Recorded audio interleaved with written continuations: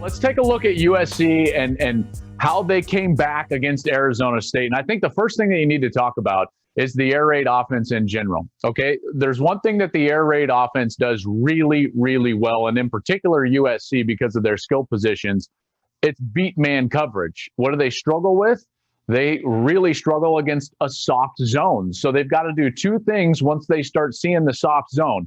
They've got to run the football effectively, and then they've got to attack the seams of the defense straight down the field. All of that played out last week in that comeback win against Arizona State. Let's go to the film and check out how they did it. Kedon Slovis with a big day. First of all, early in the game, ASU decides that they're going to start pressuring Kedon Slovis. They walk the linebackers up at the line of scrimmage, and they're going to drop this safety who's in a disguise, but he drops back into the middle of the field, and now it's man-to-man coverage.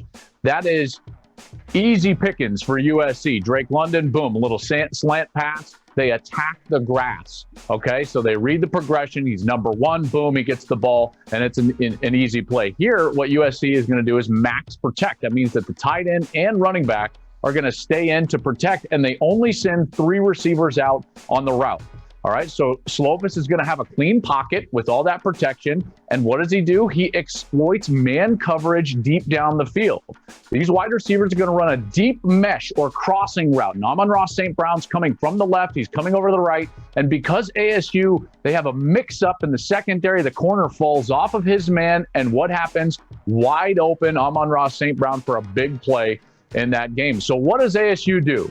They go to a soft zone. Watch these linebackers as they just sink into the zone, and they don't allow those crossing mesh routes to take place. Look at that. There's nowhere to throw the football. So Slovis has to hold it. Then he's trying to find somebody down the field. Nobody there, and he's got to run out of bounds. That's not what USC wants, and that's something that's very difficult for them to handle. So they get this soft zone again. What do they need to do? Run the football. Because of those linebackers being walked out outside of the tackle box, the middle of the defense is soft, and USC exploits it. It might be just a small run, but remember, a safety has to come up and make that tackle because the hole was big. That safety was the first line of defense against the run. Here again, they only have 5 blockers up front, and there's 5 guys at the line of scrimmage plus a linebacker. So Slovis holds that defensive end with a little bit of a fake, and boom, a nice run for a first down. I would call that even borderline explosive run. And then here's where they start to attack the seams of the defense. It's 4th and 9. They need it. And they see that soft zone. Look at those 2 safeties back there. They're sitting, the middle of the field's wide open. So they audible.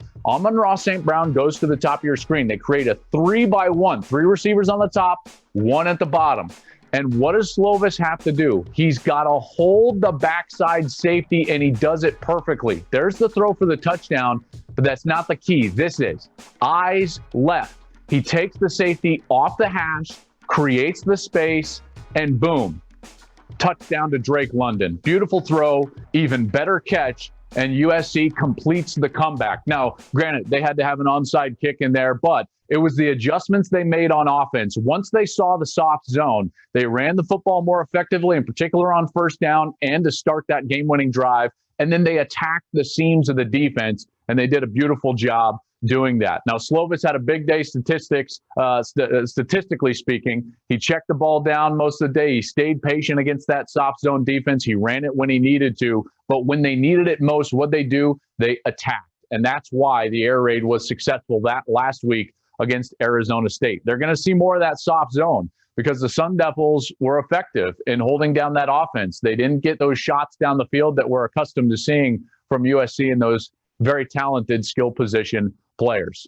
We'll see them this week at Arizona. Gus and I will be there with Jenny Taft as Arizona hosts USC. That one's going to be on Fox, not in the big noon slot. That's going to be at 4 Eastern. Start your Saturday strong at 10 Eastern with the legendary college football lineup on the Big Noon Kickoff Show. Big Noon Kickoff on Fox.